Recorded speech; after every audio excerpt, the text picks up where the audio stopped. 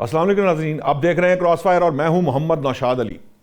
ناظرین، پاکستان میں اس وقت بجٹ کی ڈیبیٹ جو ہے وہ بہت ہاٹ ہے، کیونکہ فیڈرل گورنمنٹ جو ہے وہ کوشش کر رہی ہے کہ بجٹ پیش کرے۔ 5 جون کو بجٹ پیش کیا جانا تھا لیکن وہ نہیں ہو سکا۔ اب کہا جا رہا ہے کہ 10 سے 12 جون تک جو ہے وہ بجٹ پیش کیا جا سکتا ہے۔ وجہ اس کی 2 اہم بنیادی وجوہات بتائی جا رہی ہیں، جس میں ایک معاملہ تو آئی ایم ایف سے متعلق ہے کہ آئی ایم ایف جو ہے کچھ جو تجاویز، گزارشات یا آپ کہہ لیجئے کہ جو پاکستان چاہتا ہے یا حکومت چاہتی ہے جو ریلیف دینا، اس پہ وہ اگری نہیں کر رہے۔ وہ چاہتے ہیں کہ بڑا وہ اسٹرکٹ ڈسپلن رہے، فائنینشیل ڈسپلن رہے، تاکہ جو اکانومی ہے اس کے اندر وہ پرابلمز دوبارہ سے سرفیس نہ ہوں جو اس سے پہلے تھیں۔ دوسرا جو معاملہ ہے وہ این ایف سی سے جڑا ہے، یا ان ادر ورڈز یہ کہہ لیجئے کہ جو کہا یہ جا رہا ہے کہ وفاق یہ سمجھتا ہے، کیونکہ وفاق جب بجٹ پیش کرتا ہے تو پہلے دن وہ ڈیفیسٹ سے سٹارٹ کرتا ہے، پھر وہ قرض لیتا ہے، قرض لے کر اپنا جو ہے نا معاملات چلاتا ہے۔ تو ایسی صورت کے اندر وہ یہ سمجھتے ہیں کہ کچھ برڈن جو ہے وہ صوبے شیئر کریں۔ صوبے یہ برڈن شیئر کرنے کو تیار نہیں ہیں، جو قومی سلامتی سے متعلق اور دیگر جو کچھ امور ہیں ان سے متعلق ہیں۔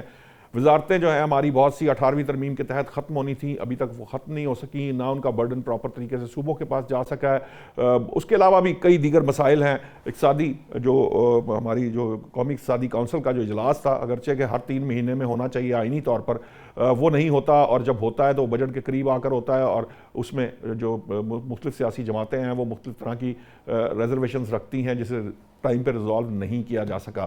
اب بھی پیپلز پارٹی اور نون لیگ میں آج بھی ایک بیٹھک ہوئی ہے۔ اب شکر ہے کہ اس کے اندر یہ اتفاق ضرور ہوا کہ کل دوبارہ بیٹھیں گے اور پھر معاملات جو ہے وہ آگے بڑھائیں گے۔ لیکن یہ سب کچھ کیوں ہوتا ہے؟ ایسا ہونا نہیں چاہیے اصولی طور پر۔ اس معاملے پر بات کریں گے، لیکن اس سے پہلے جو ہمارے ہاں اس وقت سچویشن ہے جی، انٹرنیشنل عالمی جو معاملات ہیں وہ بہت گھمبیر ہو چکے ہیں۔ اس کی وجہ یہ ہے کہ امریکی صدر جو ہیں آپ کے سامنے وہ مختلف طرح کے دعوے کرتے ہیں۔ اب تو وہ جو نئے جو امیر ہیں یا کہہ لیجیے سپریم لیڈر ہیں مجتبیٰ علی خامنائی، ان سے ملنے کی بھی باتیں کر رہے ہیں کہ ہو سکتا ہے، وہ کہتے ہیں حالات پر انحصار ہے لیکن میں ان سے ملاقات کر سکتا ہوں۔ اس کے برعکس ایک دوسرے پر حملے بھی جاری ہیں۔ امریکہ حملہ کرتا ہے تو امریکہ کے حملے کے جواب میں عرب ممالک میں موجود امریکی فوجی اڈوں پر حملے کیے جاتے ہیں۔ کل جو ہے وہ امریکی صدر کہہ رہے تھے کہ اس ہفتے جو ہے وہ ڈیل ہو سکتی ہے۔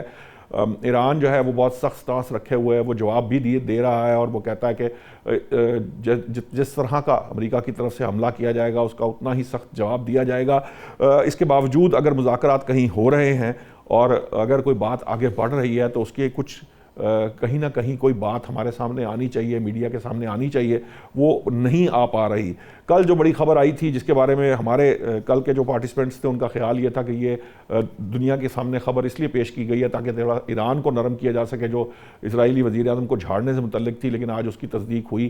خود ٹرمپ صاحب نے تصدیق کی۔ وہ کہہ رہے ہیں کہ میں غصے میں تھا کیونکہ جو لبنان کے اوپر حملے کیے جا رہے ہیں نیتن یاہو جو اسرائیلی وزیر اعظم ہیں ان کی طرف سے، تو اس کی وجہ سے پرابلمز بڑھ رہے ہیں، تو اس کے اوپر میں نے جو ہے وہ اسرائیلی وزیر اعظم کو ڈانٹ پلائی۔ اب معاملہ یہ ہے کہ اس وقت یہ معاملہ کہاں تک پہنچا ہے۔ ہمیں جوائن کیا ہے ڈاکٹر منور حسین، ماہر ہیں بین الاقوامی امور کے۔ وائرس ایڈمرل ڈاکٹر احمد سعید صاحب ہیں جو کہ نیشنل انسٹیٹیوٹ آف میری ٹائم کے صدر بھی رہے ہیں اور جیو پولیٹیکل اینالسٹ ہیں۔ نسیم صدیقی صاحب سینئر جرنلسٹ ہیں، ہمارے دوست ہیں، بڑی گہری نگاہ رکھتے ہیں لوکل پالیٹکس پہ بھی، کیونکہ گلگت بلتستان کے الیکشن بھی ہو رہے ہیں، بجٹ کا معاملہ بھی ہے، پلس یہ ہے کہ جو انٹرنیشنل سسٹم اس وقت جو چل رہا ہے، کیونکہ بہت تنقید شروع ہو چکی ہے اس معاملے کے اوپر۔ لوگ سب سے بڑا جو اس کے اندر اسپیکٹ ہے وہ یہ ہے کہ اب ممالک کے جو آئل اسٹریٹجک ریزروائرز ہیں وہ ڈپلیٹ ہونا شروع ہو چکے ہیں۔ اگر وہ ڈپلیٹ ہوں گے تو پھر ہم جو ہے وہ کس طریقے سے مینیج کر پائیں گے یہ معیشتیں، اور پھر اگر فرض کیجئے کہ ان کو یہ مسائل بڑھ جاتے ہیں، کیونکہ یہاں تو اب ایسا لگ رہا ہے کہ ٹرمپ اور مجھے تو یہ میری رائے ہو سکتی ہے، اس کو مطلب از راہ تفنن نہیں لینا چاہیے، کہ مجھے لگتا ہے اب دونوں شاید پارٹیاں انجوائے کر رہی ہیں ایک دوسرے کو، جسے کہہ لیجئے یہ سینگ پھنسانے کے بعد، لیکن میں اور آپ جو ہیں وہ بہت شدید مشکلات میں۔ سب سے پہلے میں ڈاکٹر منور حسین صاحب آپ کے پاس آؤں گا۔ معاملہ چونکہ بہت سنجیدہ ہے، یہ جو اگر اسٹریٹجک آئل ریزروز جو ہیں وہ ڈپلیٹ ہونا شروع ہو چکے ہیں، جو ان کی اپنے جس کی بھی جو اسٹریٹجک ریزروائر ہیں وہ اگر ختم ہو جاتے ہیں تو سچویشن کیا ہوگی؟ چند دن آئل نیچے آتا ہے، کوئی اچھی بات سامنے آتی ہے، پھر دوبارہ آئل جو ہے واپس اپنی اس جگہ پہ چلا جاتا ہے، جس کو جو ہم جیسے ممالک کی معیشتوں جو ہیں وہ تو افورڈ نہیں کر پاتی۔ محمد نوشاد صاحب، پہلے تو آپ کا شکریہ، آپ کو، ایڈمرل صاحب کو، نسیم صدیقی صاحب کو، آپ کے دیکھنے والوں کو، ٹیم کو بہت بہت سلام۔ دیکھیں نوشاد صاحب، بنیادی طور پہ جو امریکن فارن پالیسی ہے اس میں بہت ساری ایلوژنس ہیں، اور یہ بڑی ایک اچھی کتاب لکھی ہے فرانسس فوکویاما نے، America at the cross road, جی democracy, power and conservative legacy, 2007 میں پبلش ہوئی ہے۔ انہوں نے 4 بلنڈرز بتائے ہیں نیو کونس کے، اور یہ نیو کونس بش جونیئر کے وقت سے لے کر یہ 4 بلنڈرز کمٹ کرتے ہیں۔ پہلا تو بلنڈر یہ ہے، انہیں لگتا ہے کہ اپنی پاور بیسڈ پالیسی سے یہ دنیا کے اندر جنگیں ختم کروا دیں گے۔ دوسرا بلنڈر یہ ہے کہ وہ مس جج کرتے ہیں اپنی بینوولنٹ امپائر کو، کہ یہ بینوولنٹ امپائر ہے، جہاں بھی یہ جائیں گے لوگ ان کو ویلکم کریں گے۔ اور تیسرا ان کا بلنڈر یہ ہے کہ یہ یونیلیٹرل ایکشن لیتے ہیں، یہ ملٹی لیٹرل فورمز کو ہمیشہ پیچھے رکھتے ہیں۔ تو یہ جو 3 ان کے بلنڈرز ہیں، جس کی وجہ سے یہ جو آرڈر ہے، جو ان کا اپنا قائم کردہ آرڈر ہے، وہ ڈس آرڈر میں تبدیل ہو رہا ہے، اور انفیکٹ ابھی بھی یہی ہے۔ اور اس کے پیچھے اگر آپ غور کریں تو 4 بنیادی اپروچز ان کی فارن پالیسی میں نظر آتی ہیں۔ ایک تو کنزرویٹو اپروچ ہے فارن پالیسی کے اندر، جہاں پہ یہ پاور بیسڈ پالیسی، انٹرونشنسٹ پالیسی اور یونیلیٹرل ایکشن لیتے ہیں۔ دوسرا لبرل انٹرنیشنلزم ہے، جو زیادہ فوکس کرتی ہے کہ ملٹی لیٹرل اپروچ لیں، ٹریڈ کریں، کنیکٹیوٹی کی طرف جائیں۔ اور یہ پریزیڈنٹ کلنٹنز کے دور میں اس کا آغاز ہوا تھا، جب وہ سمجھتے تھے کہ ریجنلزم از اے اسٹیپنگ سٹون ٹوورڈز گلوبلائزیشن۔ اور تیسری ان کے پاس جو اپروچ ہے، جو کہ ٹرمپ صاحب کی پالیسیز میں بڑی واضح نظر آتی ہے، وہ جیکسونین نیشنلزم ہے۔ یہ بڑی نیرو مائنڈیڈ اپروچ ہے، جس کے تحت یہ پیٹی نیشنل انٹرسٹ اور آئسولیشنزم کی بات کرتے ہیں، جس طرح سے پریزیڈنٹ ٹرمپ یہ اس وقت کرتے ہوئے نظر آ رہے ہیں۔ اور چوتھی اپروچ جو ہے ان کی ریئلزم کی ہے، جہاں پہ یہ پاور، بیلنس آف پاور کی بات کر رہے ہیں۔ اور یہی وجہ ہے کہ اس وقت جتنے بھی ریئلسٹ ہیں امریکہ میں، انکلوڈنگ جان مرشا احمد، وہ بڑے پریشان ہیں امریکن پالیسی سے، بیکاز اس نے دنیا کے اندر بیلنس آف پاور کو ڈسٹرب کر دیا ہے۔ اب یہاں پہ ان کو چاہیے ولسونینزم۔ ولسونینزم یہ تھی کہ اگر دنیا میں امن نہیں ہے تو امریکہ میں بھی امن نہیں آ سکتا، دنیا میں خوشحالی نہیں ہے تو امریکہ میں بھی نہیں آ سکتی، اگر دنیا میں جمہوریت نہیں رہے گی اور جمہوری اقدار نہیں رہیں گے تو امریکہ میں بھی جمہوریت نہیں رہے گی۔ اور اسی وجہ سے انہوں نے کہا تھا کہ we need a war to end all wars. تو یہ انہیں کنیکٹ کرنا چاہیے۔ اب دیکھیں، اسٹریٹ آف ہرمز اگر بند ہے، اگر جی سی سی ممالک کی، یورپ کی اکانومیز اگر ہرٹ ہو رہی ہیں، ہماری اکانومی ہرٹ ہو رہی ہے، تو امریکہ کی کون سی محفوظ ہے؟ 4% انفلیشن انکریز کر گیا ہے، کورونا وائرس کے دوران 2.8% تھا، اور پھر امریکہ کو 7 سے 8 ملین بیرل تیل امپورٹ کرنا ہوتا ہے، 21 ملین بیرل ان کی ریکوائرمنٹ ہے، 13 سے 14 ملین بیرل وہ خود پروڈیوس کرتے ہیں، باقی باہر سے آتا ہے۔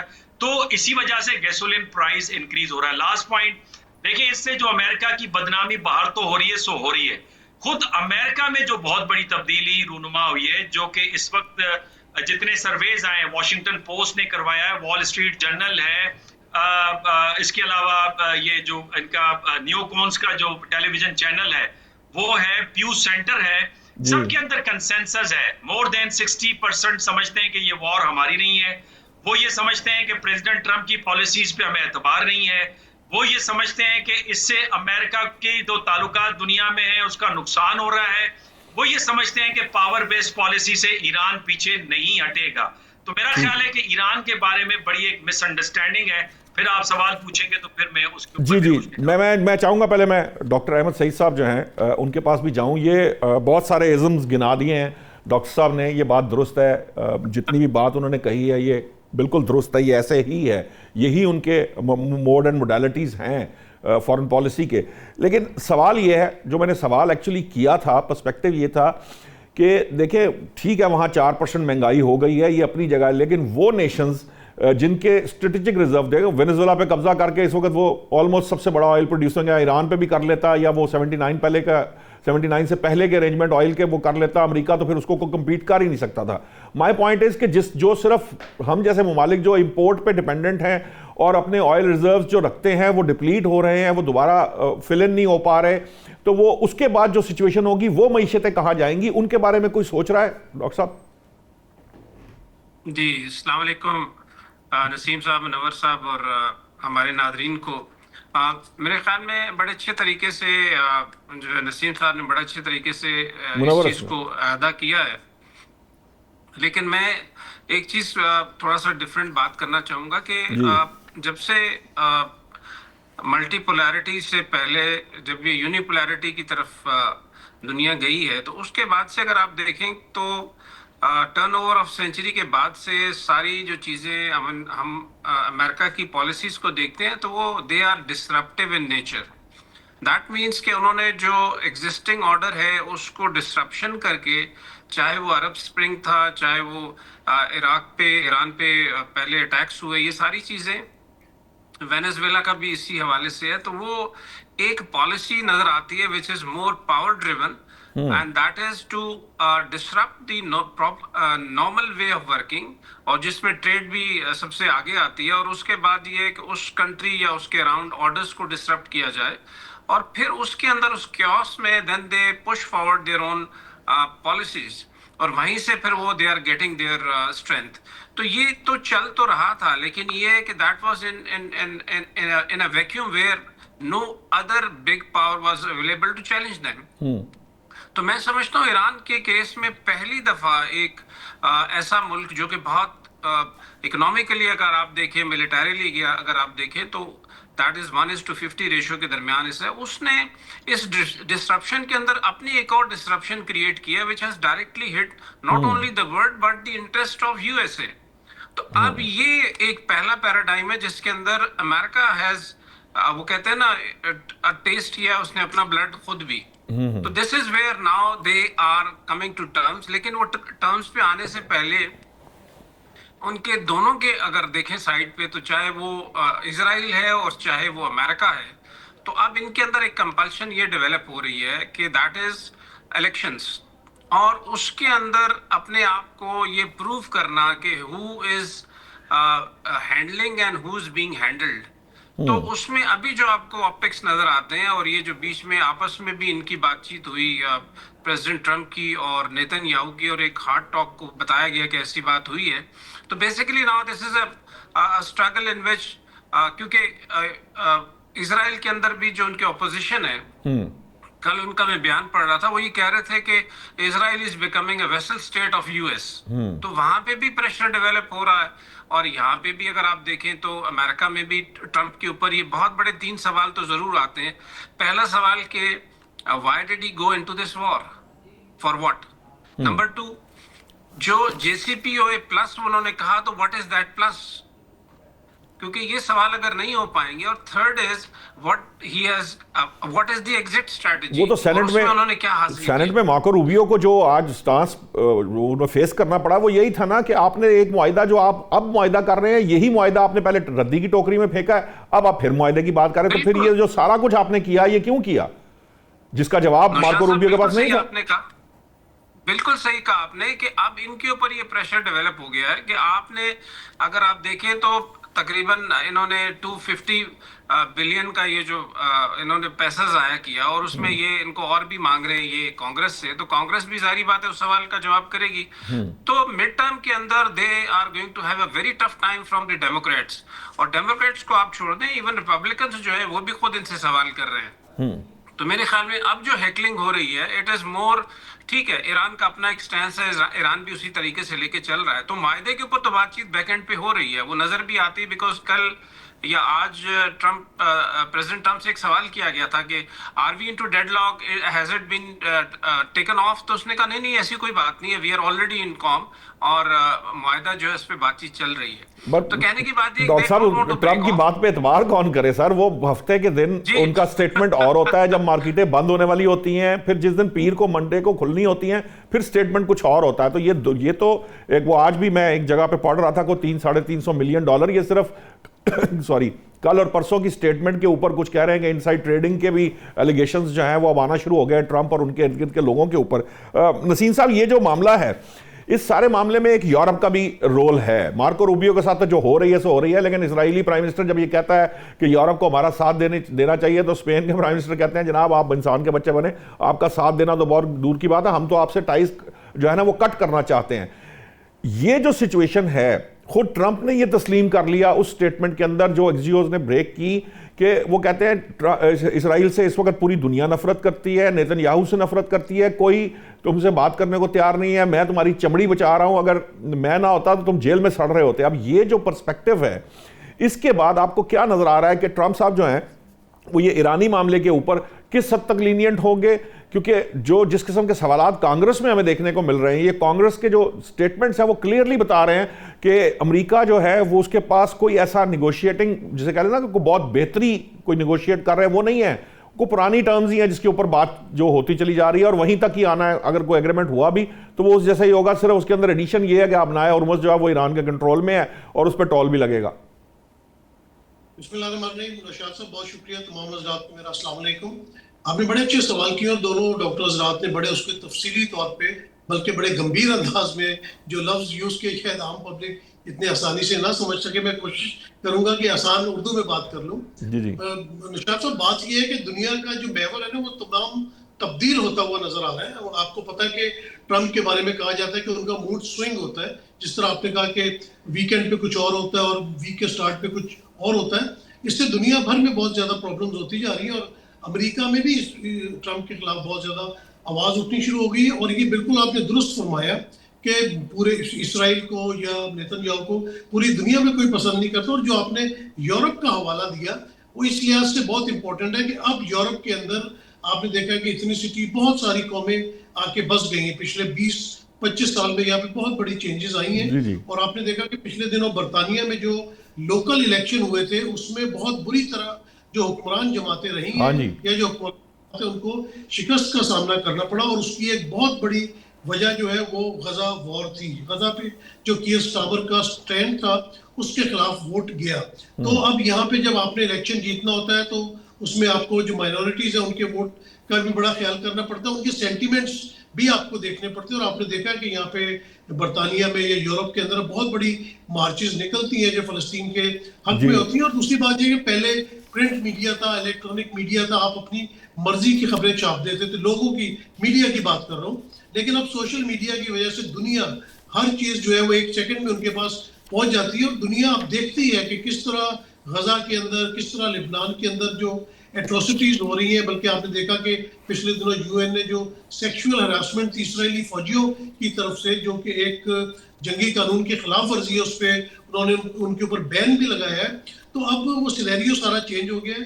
اب یورپ ان کے ساتھ نہیں کھڑا ہو رہا, نیٹو ان کا ساتھ نہیں دے رہا. اور ٹرمپ صاحب کا یہ خیال تھا کہ جس طرح انہوں نے عراق میں رجیم چینج کر لی, لیبیا میں تباہی مچا دی, سیریا میں تباہی مچا دی, تو اسی طرح جب وہ ایران کے سپریم لیڈر کو ختم کر دیں گے یا صفائی ہسٹری سے مٹا دیں گے تو وہاں پہ رجیم چینج ہو جائے گی اور ان کی مرضی کی وہاں پہ حکومت آ جائے گی اور وہ جو چاہیں گے وہ کروا لیں گے. لیکن جو ایران کی طرف سے ریزسٹنس آئی وہ شاید اس کو برداشت نہ کر سکے. اور جس طرح آپ نائے ہرمز کو ایران نے اپنے قبضے میں لیا, اس کو بند رکھا, اس سے جو دنیا میں ایک کیوس پھیلنا شروع ہو گیا اور دنیا بھر کی مارکیٹیں ہل کے رہ گئیں. تو وہ فیصلہ بالکل غلط تھا. جیسے ویتنام میں جانے کا فیصلہ غلط تھا, افغانستان میں جانے کا فیصلہ غلط تھا. آپ کو اینڈ آف دا ڈے جو ہے وہ بھاگنا پڑ جاتا ہے. امریکہ کی کون سی جنگ ٹھیک تھی نسیم صاحب؟ اس کے ہر جنگ کے بارے میں یہی کہا گیا ہے کہ وہ غلط تھی. دنیا بھر کی جو اکانومی ہے وہ اس وقت تباہی کے دانے پہ ہے. اور خاص طور پہ آپ دیکھیں کہ جو جنگ چل رہی ہے امریکہ کے اوپر تو کوئی اٹیک نہیں ہو رہا, ان کے اڈوں پہ ہو رہا ہے. اصل نقصان مڈل ایسٹ کے اندر ہو رہا ہے. مسلمان ملک آپس میں لڑا دیے گئے. تو یہ وہ کہتے ہیں نا کہ اپنا جو ٹرمپ صاحب ہے اور نیتن یاہو, ہمارے یہاں پہ ایک ٹرم یوز ہوتی ہے گڈ کاپ بیڈ کاپ. اگر ہم پنجابی میں کہیں تو دکھانی سجی مارنی کھبی. تو یہ اس طرح کا معاملہ چل رہا ہے. اور دیکھیں آنے والے دنوں میں بہت ساری چیزیں سامنے آ جائیں گی. ایران اپنی جگہ سٹینڈ لے کے کھڑا ہے.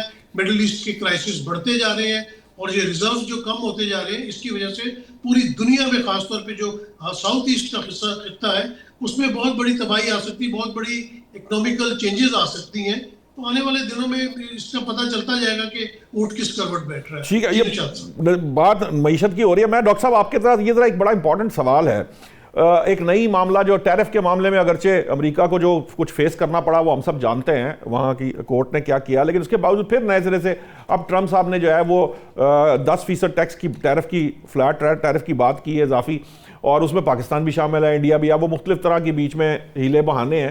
آپ کو لگتا ہے یہ اب پھر جو ٹیرف کا معاملہ یہ شروع کیا کرنے کی کوشش ہے, یہ پھر وہ بیسیکلی آرم ٹوسٹنگ کے لیے ہے, اپنے مقاصد کو پورا کرنے کے لیے؟ اگر ممالک اب سن نہیں رہے, ایکچولی سپر پاور کی اب سنی نہیں جا رہی, تو وہ یہ سمجھتے ہیں کہ اس ٹیرف کے ذریعے وہ دوبارہ بازو مروڑ کے کوئی اپنے مقاصد حاصل کر سکتے ہیں. محمد نوشاد علی صاحب, میں یہاں پہ تھوڑا ڈیفرنٹ پوائنٹ آف ویو ہے. پچھلے سال امریکہ کا جو ٹریڈ ڈیفیسٹ ہے وہ $900 بلین ہے جی, اور 2026 مارچ کے اندر جو صرف مارچ کا ڈیفیسٹ ہے وہ $61 بلین ہے, جبکہ چائنا کا یہ ٹریڈ سرپلس $1.2 ٹریلین ہے, اور مارچ کے اندر انہوں نے $86 بلین ٹریڈ سرپلس کیا ہے. تو اگر امریکہ کی جگہ پہ ٹرمپ کی جگہ میں ہوتا تو میں نے بھی یہی کرنا تھا.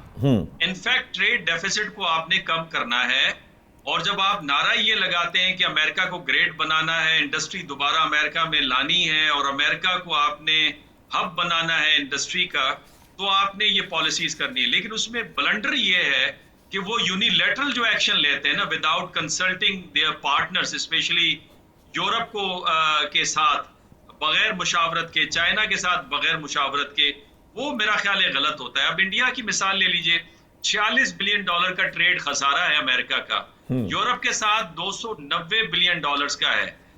پچھلے سال چائنا کے ساتھ $600 بلین سے غالباً $580 بلین کی ٹریڈ ہوئی آپس میں, اس میں بھی $225 بلین کا ٹریڈ خسارہ ہے. کینیڈا کے ساتھ $4 بلین, اسرائیل کے ساتھ $2 بلین. یعنی اگر آپ یہ اٹھائیں فگر تو $900 بلین, لگ بھگ کوئی $1 ٹریلین جو ہے وہ امریکہ خسارے میں اٹھاتا ہے. پھر مزے کی بات یہ ہے کہ جو ڈیٹ سروسنگ ہے امریکہ کے ڈیٹ کی, جو کہ لگ بھگ کوئی $40 ٹریلین ہو گیا, $1 ٹریلین وہ ڈیٹ سروسنگ دیتے ہیں, اور $6 بلین ان کا یومیہ قرضہ بڑھ رہا ہے. IMF کہتا ہے کہ یہاں سے کوئی بھی نیشن پلٹ کر واپس نہیں آتا.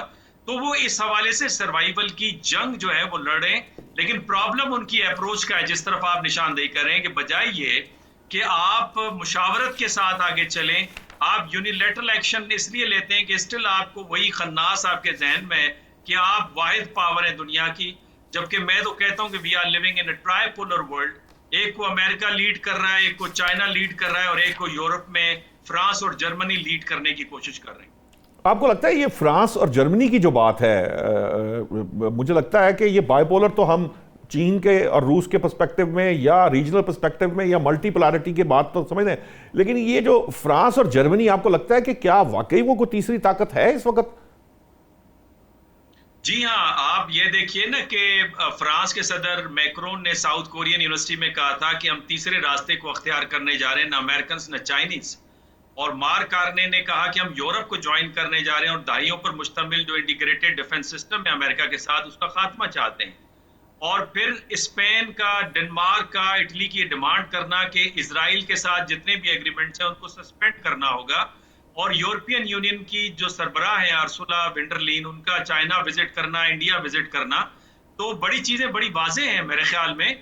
یورپ تیسرا راستہ اختیار کر رہے ہیں, اور یورپ اور چائنا کے درمیان میں ایک مماثلت یہ ہے کہ دونوں چاہتے ہیں کہ یونائٹڈ نیشن افیکٹو ہو, لیکن ری اسٹرکچرنگ کے ساتھ.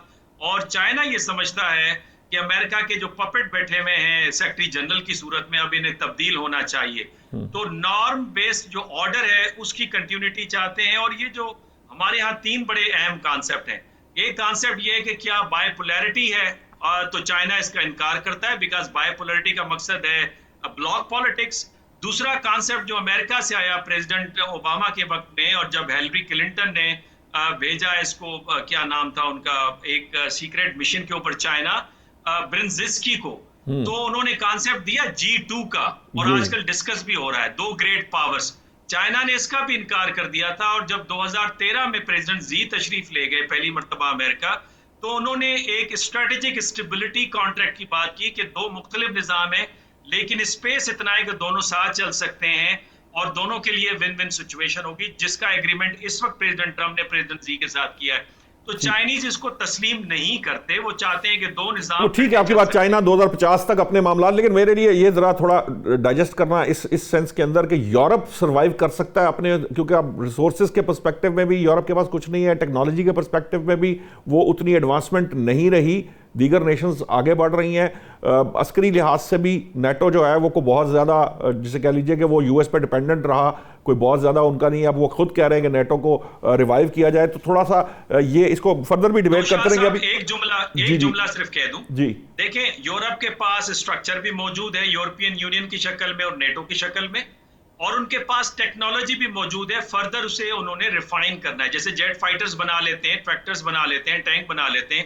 انہوں نے ان کا جو کنورژن ہوئی ہے نا نیٹو کے بعد 1949 جو امریکنز نے دھیان دیا وہ یہ کہ وہ ویلفیئر اسٹیٹ میں کنورٹ ہوئے. انہیں فیئر تھا کہ مارکسزم جو ہے ان کے اندر تبدیلی لائے گا, تو انہیں دوبارہ اپنی پالیسیز کو ری وزٹ کرنے کی ضرورت ہے میری نظر میں. ٹھیک ہے. ابھی مجھے بریک کا کہا جا رہا ہے, بریک سے جب واپس آتے ہیں تو جو حملے کیے گئے ہیں ایران کی طرف سے, جوابی حملے کیے گئے ہیں, اور جو امریکہ نے حملے کیے ہیں خاص طور پر جو جزیرہ ہے بڑا امپورٹنٹ ہے, اس پر بات کریں گے. ایڈمرل صاحب سے پوچھیں گے کہ یہ حملے کس طرح یا کیا شیپ اختیار کر سکتے ہیں, اگر بڑھے تو کیا سچویشن ہوگی ان کی, کیا امپیکٹ ہوگا مذاکرات کے اوپر, یا مذاکرات اپنی جگہ چلتے رہیں گے لیکن یہ جو تھوڑی بہت جسے کہہ لیجیے آپس میں کھینچا تانی ہے یہ اسی طرح قائم رہے گی. ابھی لیتے ہیں ایک